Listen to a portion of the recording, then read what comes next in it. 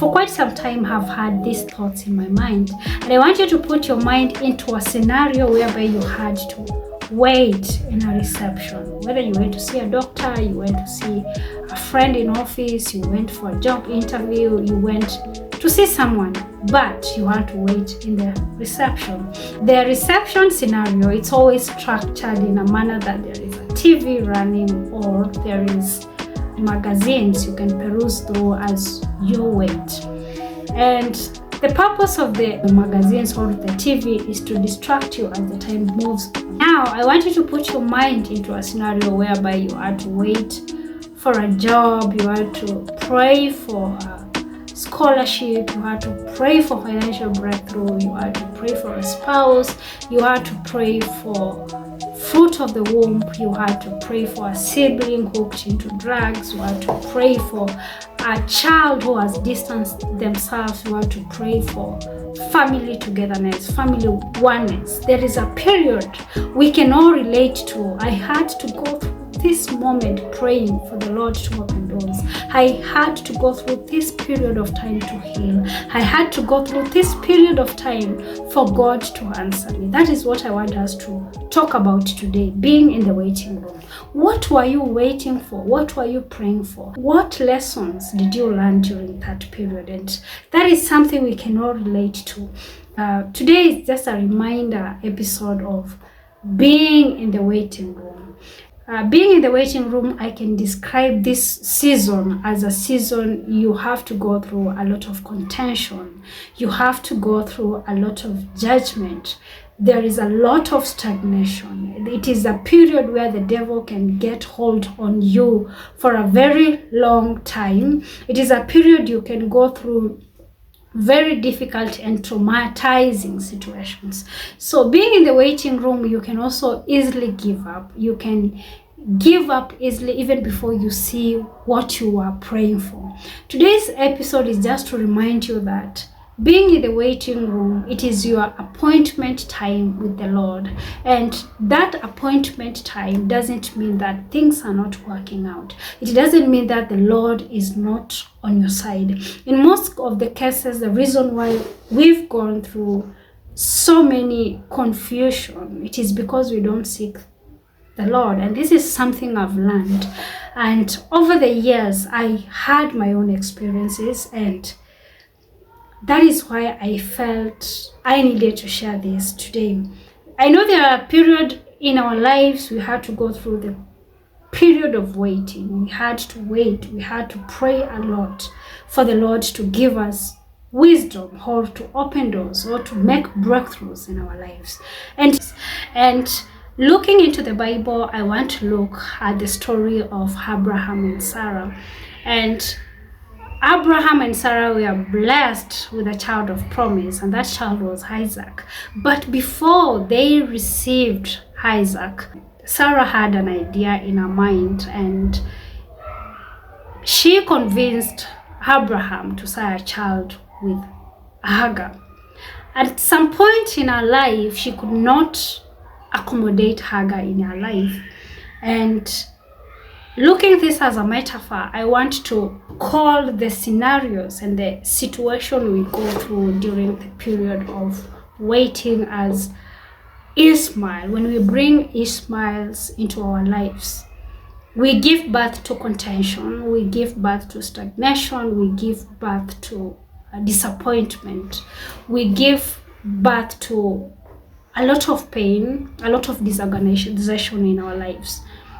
And today's reminder is to hold on God, because most of the time we don't pray that much, and we forget that whatever God has promised us, whatever God has put into our lives, that we are going to have it. It is definitely going to happen. And we forget that the promises of God indeed are true. And we have to keep constantly reminding ourselves that the Lord is with us. And Isaiah 40:31, the Lord assures us that He is going to renew our strength, and He is going to make us mount like eagles, and even if we fly higher, we will not get tired or faint. And that is a clear indication to go through that situation. I am going to be there for you. I am going to make the whole scenario comfortable. I am going to make things happen here and there. And in that situation, the backlash we get around our community, around the people in our environment, in our circle, it's what brings us down. So when we are in the waiting room, I want you to have this vision of being still and silent. Being still and silent and knowing clearly that I am waiting for the Lord's appointment. I am waiting for God to answer me. I am waiting for God to give me the vision. During this season, the Lord reminds that He is there with us. And during this period, I want you also to remember that you need to meditate a lot. You need to be very honest with your emotions. And when we look at the book of Psalms, Psalmist David was very honest with his emotions. He was very honest with the kind of a person he was. And he would clearly go to the Lord and tell him, Lord, I am afraid. I have done many wrongs and I need your protection. I need your guidance. And when we come to human beings, we like to give information in need-to-know basis.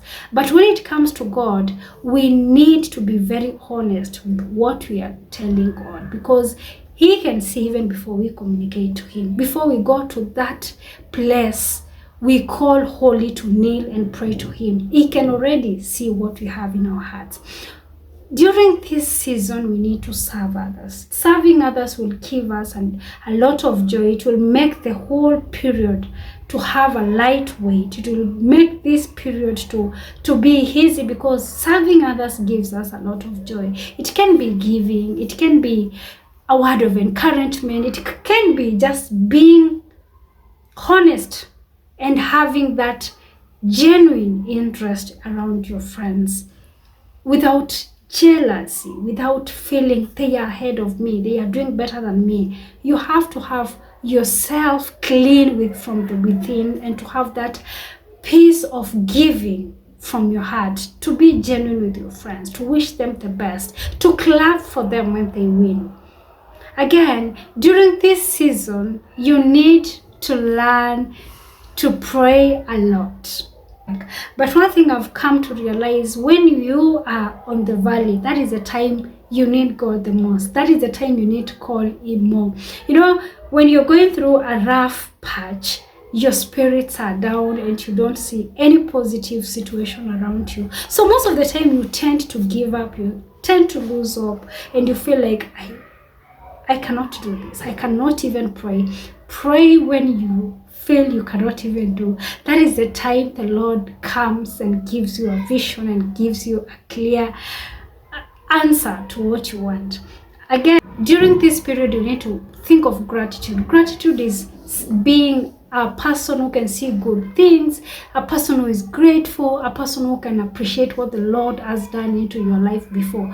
Be very grateful and appreciate. Thank Him even before you start your prayer.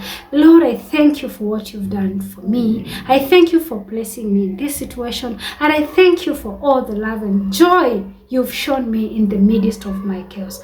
Be thankful and be grateful, and keep praying that God gives you the strength you need. Again, in this situation, I want you to still continue manifesting, continue praying, and continue believing that there is still good things which are coming into my life. So during the period of waiting, I've said it is a season where the devil can get hold on to you. So be sure to continue reading the scripture for yourself, to continue encouraging yourself, to continue doing the best you can, and pray for beautiful souls to be around your life, and pray that the Lord holds you, and pray that God gives a high of wisdom, and pray and continue praying to be the better version of yourself you want to be. And I'm coming to the end of this episode, and I want you to continue trusting in the Lord and continue praying a lot to be a better person, and be blessed. And I'm glad to have had this episode with you, and be blessed, and subscribe to my channel.